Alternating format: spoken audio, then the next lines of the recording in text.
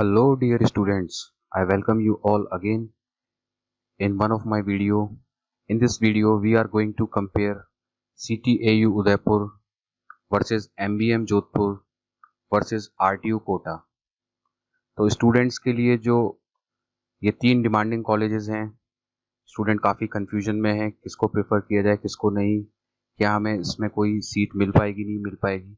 तो इन्हीं सारे डाउट्स को लेकर ये कंपैरिजन वीडियो है, तीनों में से कौन सा बेस्ट रहेगा।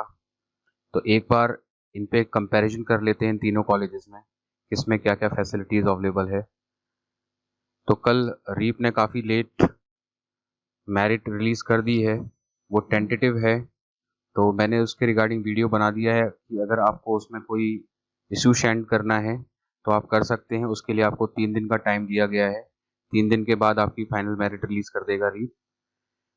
तो फाइनल मेरिट में और जो टेंटेटिव मेरिट होती है उसमें प्लस माइनस 10 रैंक का डिफरेंस आ जाता है। कई बार ज़्यादा फर्क तो नहीं पड़ेगा, बट प्लस माइनस 10 रैंक का डिफरेंस आ जाता है। और ऐसे स्टूडेंट्स जिन्होंने अभी तक चॉइस फिल नहीं की है तो वो भी अभी चॉइस फिल कर सकते हैं। आपको रैंक का आइडिया लग ही गया है तो आप अपनी रैंक के अकॉर्डिंग अपनी चॉइस फिलिंग कर सकते हैं। और ऐसा कुछ नहीं है कि आपकी ज़्यादा रैंक आई है तो आप MBM जोधपुर के लिए चॉइसेस फिल नहीं कर सकते। आपकी ज़्यादा रैंक भी आ रखी है, आप ट्राई करना चाहते हैं तो आप किसी भी बेस्ट कॉलेज में जो भी ऑप्शन है उनको ऊपर रखकर अपना फिल कर लीजिए। मिलती है तो ठीक है, अदरवाइज आपकी किस्मत है। तो अगर आप किन्हीं कॉलेजेस को टॉप प्रायोरिटी पर रखना चाह रहे हैं तो उसमें कोई दिक्कत नहीं आएगी।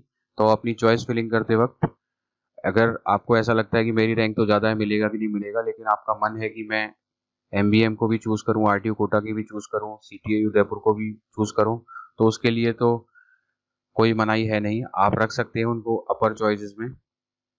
कम रैंक स्कोर पे मिलना तो एक टिपिकल टास्क है, बट आपको ट्राई करने से किसने मना किया है।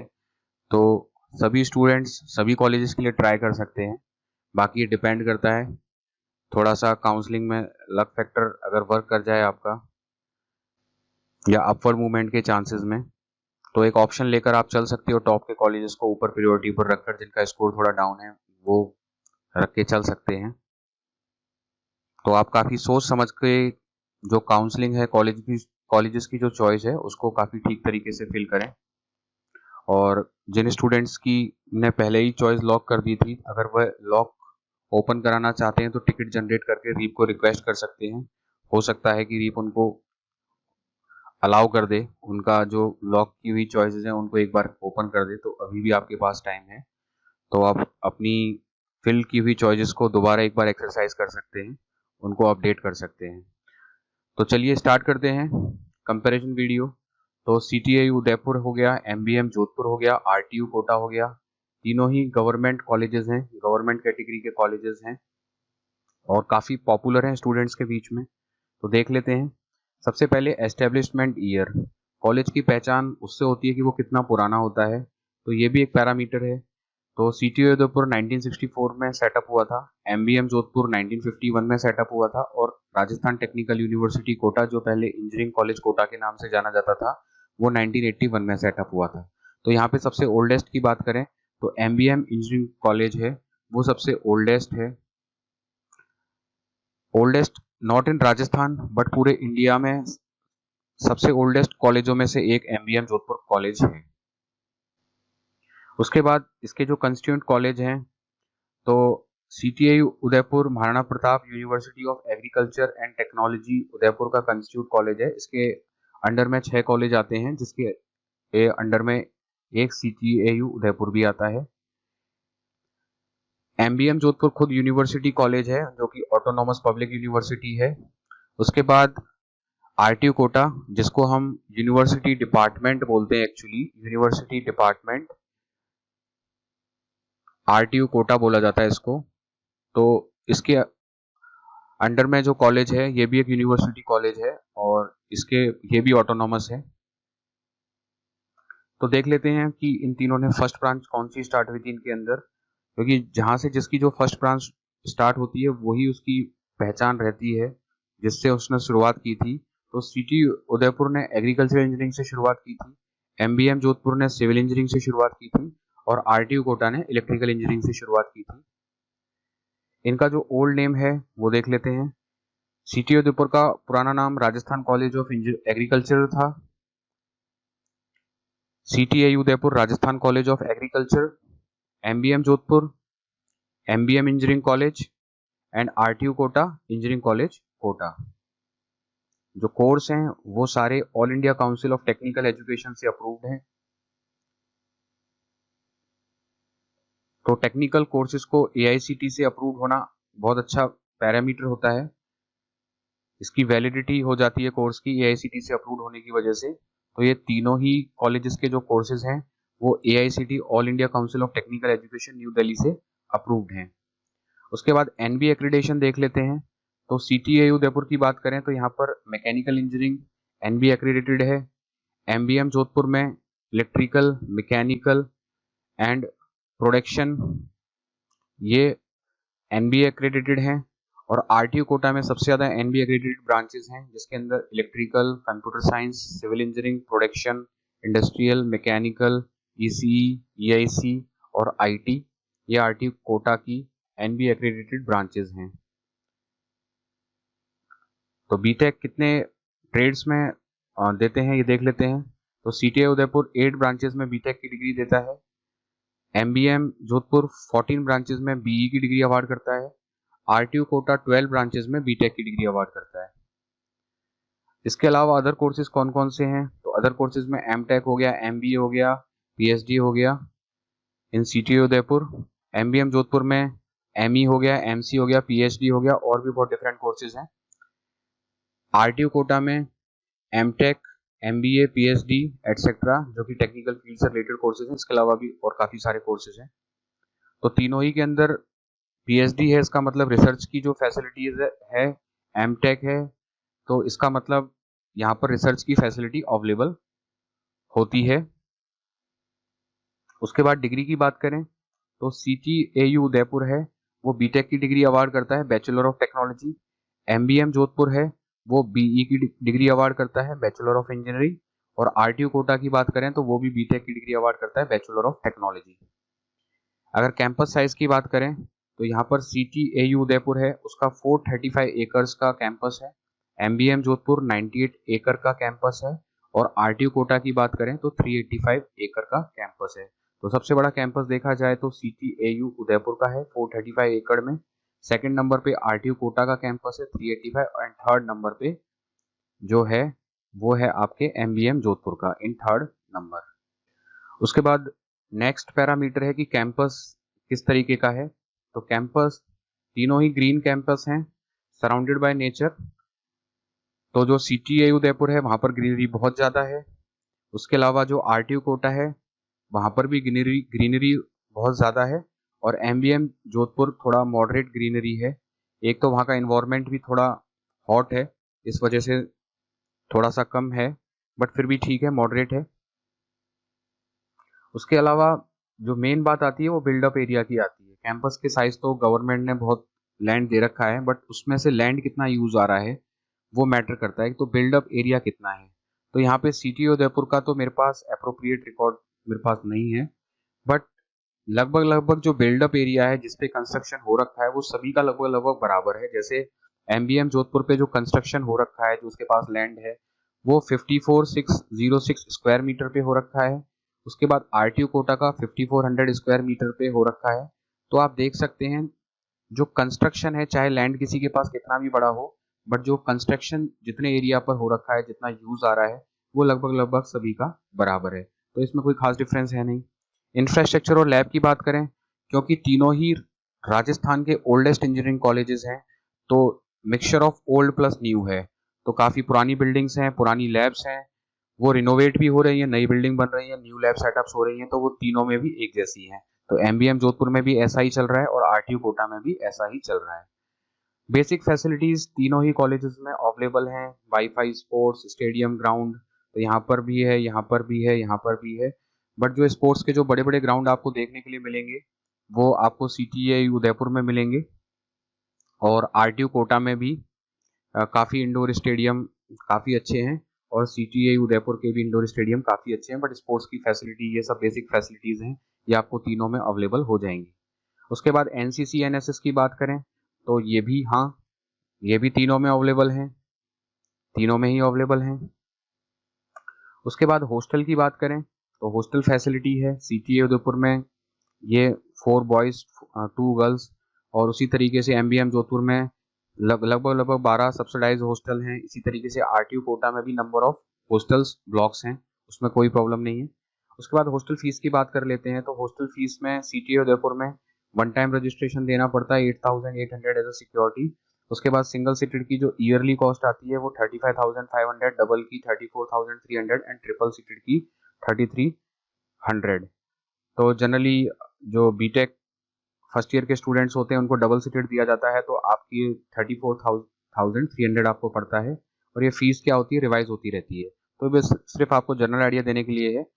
तो उसके बाद MBM जोधपुर की बात करें तो वहाँ पर हॉस्टल आपको 10,000 से लेके 12,000 तक की रेंज में मिल जाता है, और ये भी आपको मिलेगा आपके JEE मेंस स्कोर के बेसिस पर। तो यहाँ पर भी प्रायोरिटी उनको दी जाती है जिनका JEE मेंस का स्कोर बेटर होता है, उसी के अकॉर्डिंग ही हॉस्टल में रूम्स अलॉट होते हैं स्कोर के बेसिस पर। जिसका जितना अच्छा स्कोर, उसको पहले उतनी प्रायोरिटी पर रूम अवेलेबल कराए जाते हैं। उसके अलावा RTU कोटा की बात करें तो यहाँ पर आपको 1,000 क्वेश्चन मनी डिपॉजिट करनी है। सिंगल सीटेड रूम की कीमत है 13,860, double seated 11,460 and triple seated 7,260। तो इन सब के साथ वॉशरूम अटैच्ड है। अगर आप विदाउट वॉशरूम अटैच लेंगे तो इससे भी आपको सस्ता मिल जाएगा हॉस्टल यहाँ पर RTU कोटा में। तो अगर हॉस्टल रेंज की बात करें तो सबसे ज़्यादा सुटेबल हॉस्टल की जो रेंज है वो MBM जोधपुर की है नंबर 1 पे, और उसके बाद RTU कोटा सेकंड नंबर पे, और अगर हम थर्ड नंबर की बात करें तो CTAU उदयपुर। नेक्स्ट देख लेते हैं टेक फेस्ट। टेक फेस्ट क्यों इंपॉर्टेंट है, क्योंकि किसी भी कॉलेज की जो पहचान होती है इंजीनियरिंग कॉलेज की, तो उसके अंदर टेक फेस्ट किस लेवल का ऑर्गेनाइज होता है, क्योंकि इसके अंदर स्टूडेंट क्या के अंदर लीडरशिप स्किल्स होती हैं, एक टेक को ऑर्गेनाइज करने की कैपेबिलिटीज उसमें जनरेट होती हैं। तो एक कॉलेज की पहचान उसका टेक फेस्ट भी होता है। तो CTA उदयपुर यूनिवर्सिटी लेवल पर आगाम नाम से टेक फेस्ट कराता है, MBM जोधपुर इनकार्टा नाम से कराता है, और RTU Kota through university level पर कराता है। तो ये जो थार होता है ये काफी ग्रांड लेवल पर होता है। इसके अंदर number of colleges, number of universities, RTU के अंदर ही बहुत सारे 100+ एफिलिएटेड कॉलेजेस हैं, तो वो सब इसमें पार्टिसिपेट करते हैं। तो इस वजह से जो सबसे ग्रांड लेवल बन जाता है वो थार फेस्टिवल का बन जाता है, टेक फेस्ट का। MBM जोधपुर के अंदर क्योंकि इतने ज्यादा एफिलिएटेड कॉलेजेस नहीं हैं, काफी कम एफिलिएटेड कॉलेजेस हैं, 5 मैक्सिमम 5 तक कॉलेजेस होंगे, और CTA उदयपुर महाराणा प्रताप से है, उसके अंदर भी 6 कॉलेजेस ही हैं। तो जो इनका जो लेवल है वो इतना ग्रांड लेवल नहीं होता है as compare to RTU Kota. तो RTU कोटा का जो टेक फेस्ट है वो काफी अच्छे लेवल पर कंडक्ट होता है, जिसके अंदर बहुत सारे स्टूडेंट्स पार्टिसिपेट करते हैं अदर कॉलेजेस से। उसके बाद टोटल सीट्स की बात कर लें तो जो सीट मैट्रिक्स है तो 387 सीट्स अवेलेबल हैं आपको CTAU उदयपुर में। MBM जोधपुर में 840 सीट्स अवेलेबल हैं एडमिशन के लिए, और RTU कोटा में 780 सीट्स अवेलेबल हैं। और प्लस यहाँ पर आप 5% ऐड कर लेंगे TFWS का, तो 5% इसके अलावा TFWS सीट्स होती हैं सभी के अंदर, आप इनको ऐड करके चलें। वो एक्स्ट्रा सुपरनरी नेचर की होती है, सुपरनरी नेचर होता है उनका, तो वो एक्स्ट्रा 5% होती है, प्लस 5% आप इसमें देख सकते हैं, प्लस 5%। अब यहाँ पर अगर सबसे ज्यादा सीट्स की बात करें तो वही अगेन MBM जोधपुर के पास सबसे ज्यादा इनटेक है, सेकंड नंबर पे RTU कोटा के पास इनटेक है, और थर्ड नंबर पर जो इनटेक है वो 387। तो यहाँ पर इंपॉर्टेंट बात ये है कि जो गवर्नमेंट एडेड सीट्स हैं वो किसके पास ज्यादा हैं। तो यहाँ पर अगेन अगर गवर्नमेंट एडेड सीट्स की बात की जाए तो CTAU उदयपुर के पास सिर्फ 57 गवर्नमेंट एडेड सीट्स हैं। उसके बाद MBM जोधपुर में 540 गवर्नमेंट सीट्स हैं, और RTU कोटा में बात करें तो 120 गवर्नमेंट एडेड सीट्स हैं। तो यहाँ पर गवर्नमेंट एडेड सीट सबसे ज्यादा MBM जोधपुर के पास हैं, तो इसीलिए यह वापस नंबर 1 स्टेज पर आ जाता है। RTU कोटा सेकंड नंबर पे आ जाता है, और CTAU उदयपुर थर्ड नंबर पर आ जाता है गवर्नमेंट एडेड सीट्स की वजह से। तो MBM जोधपुर में तो ज़्यादातर ब्रांचेस की जो सीट्स हैं वो गवर्नमेंट एडेड सीट्स हैं, इसी वजह से इसका क्रेज बहुत ज़्यादा है। आपकी फीस कम लगती है गवर्नमेंट एडेड सीट्स आपको मिलने के बाद। तो ज़्यादातर ब्रांचेस हैं जो मोस्ट प्रेफरेबल ब्रांचेस हैं वो MBM जोधपुर की गवर्नमेंट एडेड हैं, इसीलिए MBM जोधपुर का क्रेज ज़्यादा है। उसके बाद सेल्फ फाइनेंस सीट्स की बात कर लेते हैं।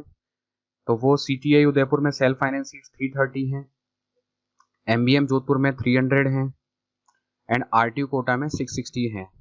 तो सेल्फ फाइनेंस सीट्स में बहुत ज़्यादा फीस का डिफरेंस नहीं आता है। लगभग जितनी प्राइवेट कॉलेजेस की फीस होती है उतनी ही ये गवर्नमेंट कॉलेजेस लेते हैं in this category, self finance category में। तो प्राइवेट और गवर्नमेंट कॉलेजेस की फीस में बहुत बड़ा अंतर नहीं होता है SFS कैटेगरी की सीट्स की अगर हम बात करें तो। उसके अलावा TFWS की बात करें तो अगेन जिसके पास ज़्यादा सीट उसके पास ही TFWS ज़्यादा आएंगी। तो CTAU के पास अप्रोक्सीमेटली 17 सीट्स हैं TFWS की। उसके बाद MBM जोधपुर में 42 सीट्स हैं, काफ़ी सीट्स हैं, बट मेरिट बहुत हाई जाती है इन 42 सीट्स के लिए। और RTU कोटा की बात करें तो 39 TFWS सीट्स हैं अप्रोक्सीमेटली। तो इंजीनियरिंग स्ट्रीम की बात करें तो CTI उदयपुर के पास एग्री है, AIDS है, सिविल इंजीनियरिंग, ये आप देख सकते हैं। यहाँ पर आपको सीट मैट्रिक्स मिल जाएगा। इसी तरीके से यहाँ पर अगर हम बात करते हैं MBM जोधपुर की तो ये 14 स्ट्रीम्स के अंदर आप देख सकते हैं ये सब लिखा हुआ है किसके अंदर कितनी ब्रांचेस अवेलेबल हैं। उसी तरीके से RTU कोटा की बात करते हैं तो 12 स्ट्रीम्स के अंदर है। तो यहाँ पर भी आप देख सकते हैं पॉज करके कि किसके अंदर कितनी ब्रांचेस अवेलेबल हैं, कितनी सीट्स अवेलेबल हैं। नेक्स्ट है इंपॉर्टेंट ये है कि गवर्नमेंट एडेड सीट्स किन किन ब्रांचेस में हैं। तो computer science CSE most preferable branches है स्टूडेंट के लिए। तो उस बेसिस पर देखते हैं कि CTA उदयपुर में सिर्फ एग्रीकल्चरल में 47 और माइनिंग में 10, 57 गवर्नमेंट एडेड सीट्स हैं, सिर्फ 57 गवर्नमेंट एडेड सीट्स हैं इन्हीं दो ब्रांचेस में। कंप्यूटर साइंस में नहीं है, यहाँ पर CS के अंदर अवेलेबल नहीं है।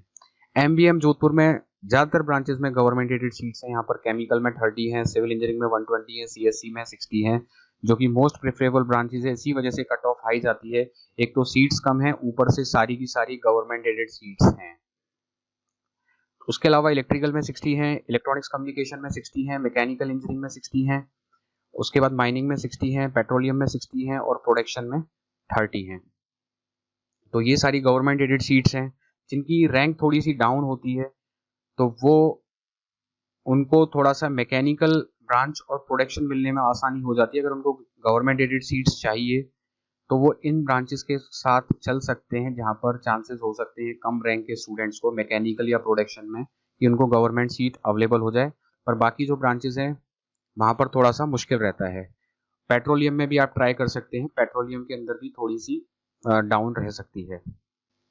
उसके अलावा अगर हम बात करें RTU कोटा की तो यहाँ पे सिविल इंजीनियरिंग की 60 सीट्स हैं government aided seats, electronics instrumentation control 30 seats हैं, प्रोडक्शन में 30 सीट्स हैं गवर्नमेंट एडेड सीट्स। तो यहाँ पर CS में और जो मोस्ट प्रेफरेबल ब्रांचेस हैं अगेन जिनको स्टूडेंट ज़्यादा लेना पसंद कर रहा है उन सभी में किसी में भी government aided seats RTU quota में नहीं है। तो इसी वजह से यहाँ पर ज़्यादा रैंक वालों को भी ऑप्शन मिल जाता है RTU कोटा में एडमिशन के लिए। बट MBM जोधपुर में जैसा कि आपने देखा ज़्यादातर गवर्नमेंट एडेड सीट्स हैं, एक टफ कंपटीशन यहाँ पर हमेशा आपको देखने के लिए मिलेगा। उसके बाद एडमिशन का जो बेसिस है वो तीनों में सेम है, JEE मेंस के स्कोर के बेसिस पर होता है जो कि रीप कंडक्ट कराता है, JEE mains by REAP, JEE mains by REAP. तो ज़्यादातर सीटें क्या है JEE मेंस के स्कोर पे फिल हो जाती हैं। तो राजस्थान राउंड की जो काउंसलिंग चलेंगी, रीप के थ्रू जो काउंसलिंग चलेंगी, उनमें जो कॉलेजेस अलॉट हो रहे हैं वहाँ पर यहाँ पर भी ज़्यादातर JEE मेंस के बेसिस पर ही ज़्यादातर सीट फिल हो जाएंगी। कोई रेयर है कि एक दो सीट्स पे 12th के बेसिस पे एडमिशन मिले। उसके अलावा MBM जोधपुर में तो लगभग सारी यहाँ पर JEE मेंस के स्कोर के बेसिस पर फिल हो जाएंगी, वही रेयर है 12th के बेसिस पर। उसके अलावा RTU कोटा में भी JEE मेंस के स्कोर के बेसिस पर राजस्थान के काउंसलिंग राउंड में अलॉट हो जाता है। प्रॉब्लम ये है कि स्टूडेंट्स ने तो JEE के बेसिस पे अलाउ कर दिया, उनको कॉलेज भी अलॉट हो जाते हैं, बट वो या तो रिपोर्ट नहीं करते हैं, अपवर्ड मूवमेंट के बाद भी रिपोर्ट नहीं करते हैं, तो उसके बाद एक्चुअल में सीटें खाली हो जाती हैं। तो जो 12th परसेंटेज बेसिस का स्टूडेंट होता है सिस्टम ही ऐसा बना रखा है कि वो फिर ऊपर नहीं आ पाता है 12th बेसिस का, तो उसको क्या है कि फिर डायरेक्ट राउंड में जाना पड़ता है, क्योंकि अपवर्ड मूवमेंट का सिर्फ एक ही राउंड है। अगर एक से ज़्यादा राउंड होते तो हो सकता था कि जो 12th स्कोरिंग बच्चे थे वो और ऊपर आ सकते थे, बट अपवर्ड मूवमेंट का एक ही राउंड है। तो कहीं ना कहीं यहाँ पर रीप की साइड से प्रॉब्लम है कि काउंसलिंग प्रोसेस में इन टॉप के कॉलेजेस में भी काउंसलिंग राउंड के बाद भी सीट खाली हो जाती है डायरेक्ट राउंड के लिए। ऐसा होना नहीं चाहिए, क्योंकि कहीं ना कहीं जो नीचे के जो स्टूडेंट्स हैं उनके साथ फेयर नहीं हो पाता है। अगर अपवर्ड मूवमेंट के और चांसेस होते तो उनको भी चांस मिल सकता था, बट ऐसा ही प्रोसेस बना हुआ है। तो इसलिए 12th के अच्छे मार्क्स आने के बाद भी स्टूडेंट्स क्या है कि इन अच्छे कॉलेजेस में एडमिशन नहीं ले पाता है, क्योंकि काउंसलिंग का जो प्रोसेस है उतना बेटर या उतने तरीके का नहीं बना रखा है। तो वहाँ थोड़ी सी प्रॉब्लम आती है 12th के अच्छे स्कोरिंग स्टूडेंट्स को। उसके बाद हम सीएसई ब्रांच की बात करें तो यहाँ पर सीटीयू उदयपुर में, तो यहाँ पर जो कट ऑफ है वो अबव 92 परसेंटाइल जाती है जनरल कैटेगरी के केस में। एमबीएम जोधपुर में काफ़ी हाई जाती है, 95 96 से अबव जाती है। आरटी कोटा में थोड़ी सी डाउन हो जाती है, अबव 88 परसेंटाइल के आसपास। यहाँ पर सीएसई ब्रांच की बात करें तो जाती है, उनको एडमिशन मिल सकता है। तो हाई कट ऑफ है यहाँ पर भी कंप्यूटर साइंस में, यहाँ पर भी कंप्यूटर साइंस में, यहाँ पर भी कंप्यूटर साइंस में। उसके अलावा बाकी जो टेक ब्रांचेस हैं वो इससे डाउन आ जाती है। जैसे इसके बाद सीएसई के बाद आईटी है, एआईडीएस है, या फिर ईसीई है। तो इन ब्रांचेस की फिर इसके बाद थोड़ी थोड़ी डाउन होने लग जाती है आफ्टर सीएसई, बट सीएसई की कट ऑफ काफ़ी ज़्यादा हाई जाती है। अब हम बात कर लेते हैं प्लेसमेंट की। तो एवरेज सैलरी की बात करें तो सिटी उदयपुर में 5 to 6 लाख पर एनम का एवरेज पैकेज मिलता है।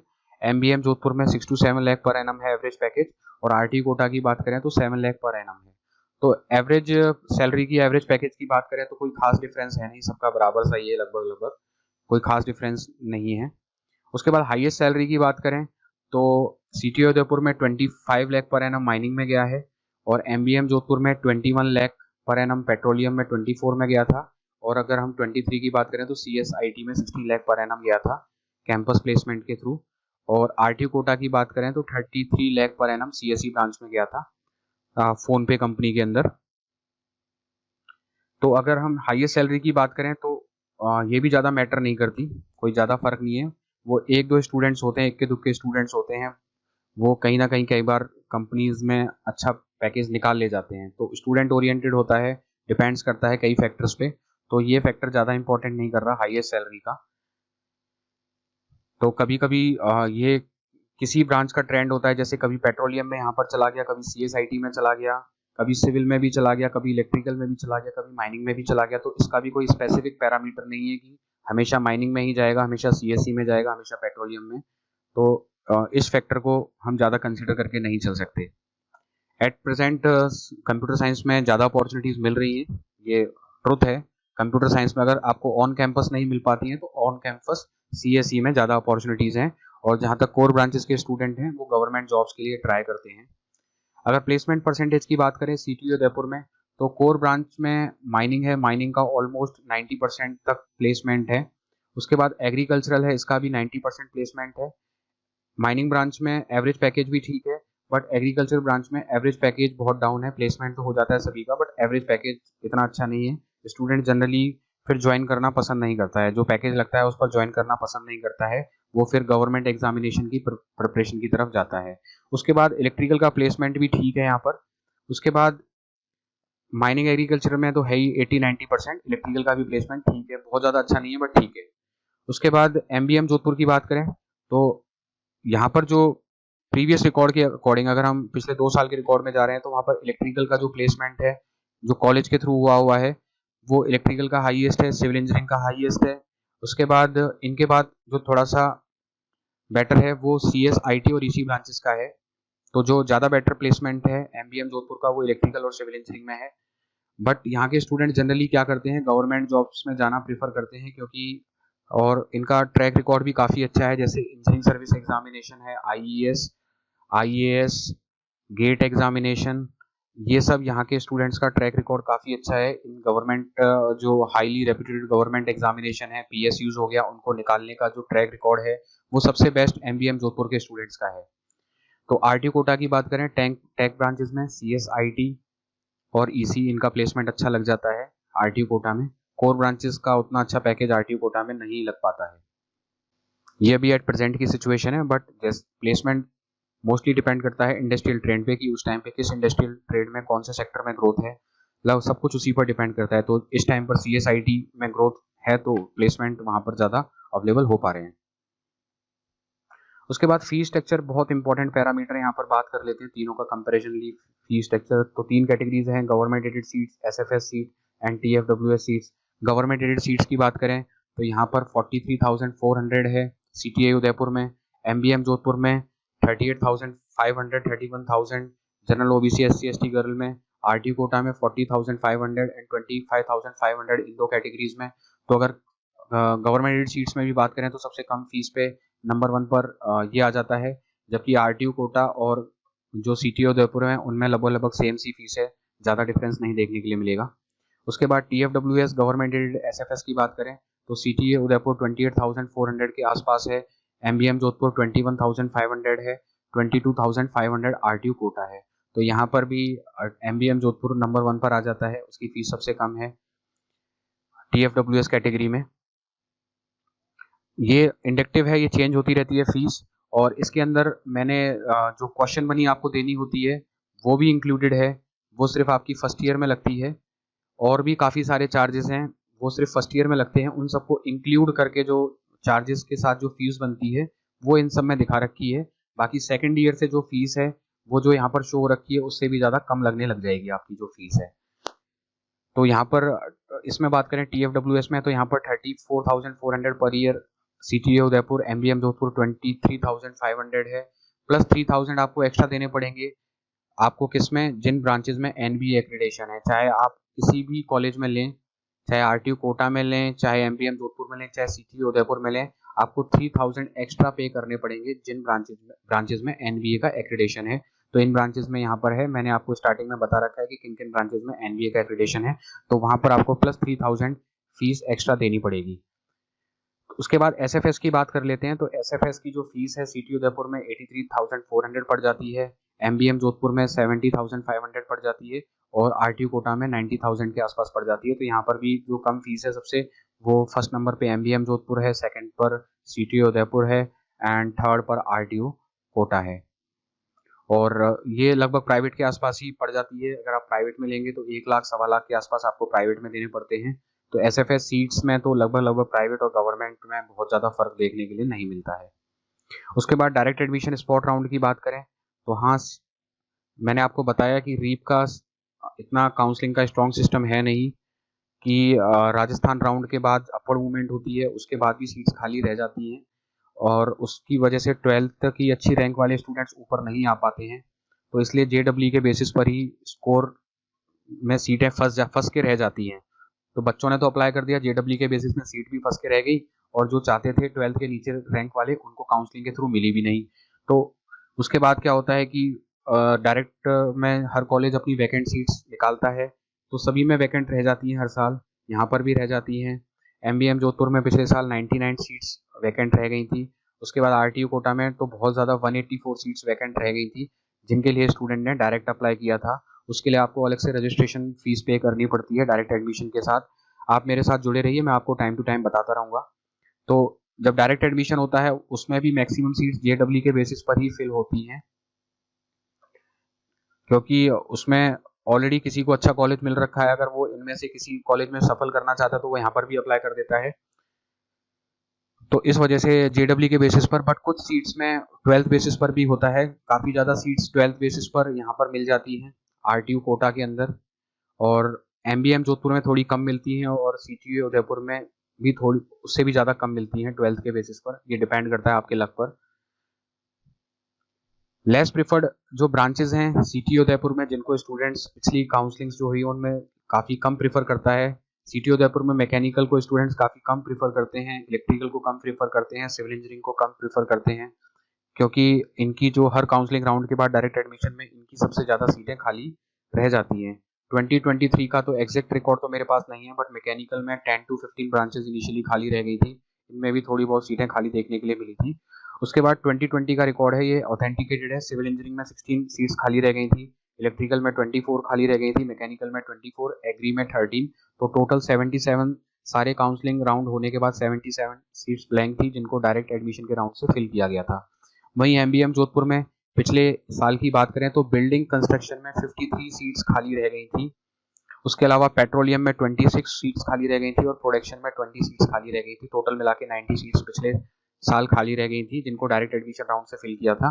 उसके बाद आरटीयू कोटा की बात करें तो सीएसई के अंदर पिछले साल की बात करें तो सीएसई जैसी ब्रांच के अंदर भी 3 सीटें सभी राउंड्स की काउंसलिंग होने के बाद सीएसई में 3 सीट्स ब्लैंक रह गई थी। उसके बाद ईआईसी में 16, इलेक्ट्रिकल में 15, सिविल इंजीनियरिंग में 12 एसएफएस कैटेगरी में और 4 गवर्नमेंट एडेड सीट्स की कैटेगरी में खाली हो गई थी। टोटल 16 सीट्स खाली रह गई थी। ईसी में 5, इलेक्ट्रॉनिक इंस्ट्रूमेंटेशन कंट्रोल में 4, आईटी में 1, मैकेनिकल में 30, प्रोडक्शन में 24, एरो के अंदर 17 एंड पेट्रोलियम में 26 एंड पेट्रोकेमिक में 27। तो इस तरह से टोटल मिला के काफ़ी ज़्यादा सीट्स आरटीयू में सभी काउंसलिंग राउंड्स के बाद भी खाली रह गई थी, 184 सीट्स। बट ये सारी सीट्स हैं जनरली डायरेक्ट एडमिशन में फिल हो जाती है, बट डायरेक्ट एडमिशन में भी काफ़ी कंपटीशन फेस करना पड़ता है, क्योंकि वहाँ पर तो जिनकी और भी अच्छी मेरिट थी वो आकर अप्लाई करने लग जाते हैं। तो कई बार काफ़ी ब्रांचेस में काफ़ी हाई मेरिट देखने के लिए मिल जाती है डायरेक्ट एडमिशन के केस में भी। जिन ब्रांचेस में ट्रेंडिंग है तो उन ब्रांचेस के अंदर जब डायरेक्ट एडमिशन का खुलता है, जैसे यहाँ पर सीएसई ब्रांच में गलती से 3 सीटें खाली निकल गई थी, तो इन 3 ब्रांचेस के लिए काफ़ी हाई कट ऑफ गई थी। तो इस तरीके से डायरेक्ट एडमिशन में जो ट्रेंडिंग ब्रांच है अगेन उनमें वापस से काफ़ी हाई कट ऑफ चली जाती है, तो उनमें अच्छे स्कोरर का ही एडमिशन हो पाता है।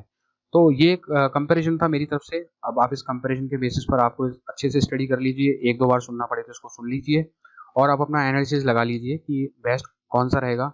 अब मैं मेरा ओपिनियन दे देता हूँ, मेरे अकॉर्डिंग क्या रहेगा। सबका देखो इंडिविजुअल राय रहती है, बट मैं एक मेरा ओपिनियन दे देता हूँ इन सबको देखने के बाद कि कौन सा आपके लिए बेस्ट रहेगा। तो यहाँ पर हम बात करें, जो एमबीए जोधपुर है ये मेरे अकॉर्डिंग फर्स्ट नंबर पर आ रहा है। तो आप एमबीए जोधपुर के साथ जा सकते हैं, ये फर्स्ट है। फर्स्ट आने के कई रीज़न हैं, क्योंकि ज़्यादातर सीटें क्या हैं, गवर्नमेंट एडेड सीट्स हैं, प्लेसमेंट का रिकॉर्ड भी ठीक ठाक है, हॉस्टल की फ़ीस भी कम है, और भी बहुत सारे ऐसे एस्पेक्ट्स हैं जिनकी वजह से आप देख लीजिए जो मैंने बताया है, उनकी वजह से जो एमबीए जोधपुर है उसको आप फर्स्ट पर लेकर चल सकते हैं। क्योंकि सबसे इम्पोर्टेंट तो जो इशू है वो फ़ी का है, बाकी एजुकेशन का इन्वायरमेंट तो लगभग सब में एक जैसा ही होता है। एमबीएम जोधपुर में थोड़ा बेटर है, हम ये नहीं कह सकते नहीं है। कंपैरेटिवली एमबीएम जोधपुर का जो एजुकेशनल इन्वायरमेंट है, फीस है, प्लेसमेंट है, जो फेयर पॉलिसीज हैं, हॉस्टल की फ़ीस कम है, उन सबको देखते देखते एमबीएम जोधपुर यहाँ पर फर्स्ट में मैं रखना चाहूँगा। बाकी सीटीएयू उदयपुर और आरटीयू के ये लगभग बराबर में आप लेकर चल सकते हैं इनको। इनका कैंपस एरिया, इनकी फैसिलिटीज़ लगभग ऑलमोस्ट बराबर हैं, तो इनको आप सेकंड प्रायोरिटी पर आप लेकर चल सकते हैं। इसमें कॉलेज डिसाइड करते वक्त आप ये देख सकते हैं, जो कोटा के आसपास रहते हैं वो कोटा को प्रेफर कर सकते हैं, जो कोटा डिस्ट्रिक्ट के आसपास हैं वो यहाँ कोटा को प्रेफर करें, और जो उदयपुर के आसपास के रहने वाले हैं वो इसको प्रेफर करें। तो ये डिपेंड करता है कि अगर आप उदयपुर में नज़दीकी रहते हैं आसपास तो आपके लिए सीटीएयू बेस्ट रहेगा, और अगर आप कोटा के आसपास रहते हैं तो आपके लिए आरटीयू कोटा बेस्ट रहेगा।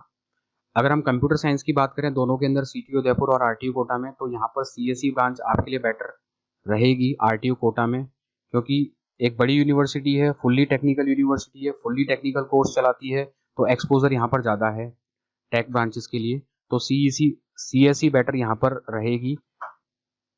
और जो आईटी कंपनीज हैं वो भी यहाँ पर ऑल ओवर राजस्थान में इन्फोसिस यहाँ पर कैंपस करती हैं, और भी कंपनीज कैंपस करती हैं। तो अगर आपको ओवरऑल जाना है सीएसई दोनों में के केसेस में, तो सीएसई आपके लिए आरटीयू कोटा में बेटर हो सकती है। तो ये मेरा ओपिनियन था। अगर फिर भी आपको कोई क्वेरीज हैं तो आप कमेंट बॉक्स में कमेंट कर पूछ सकते हैं। तो जाते जाते मैं आपसे यही कहूँगा कि सारी इंपॉर्टेंट इन्फॉर्मेशन के लिए जुड़े रहिए मेरे साथ, और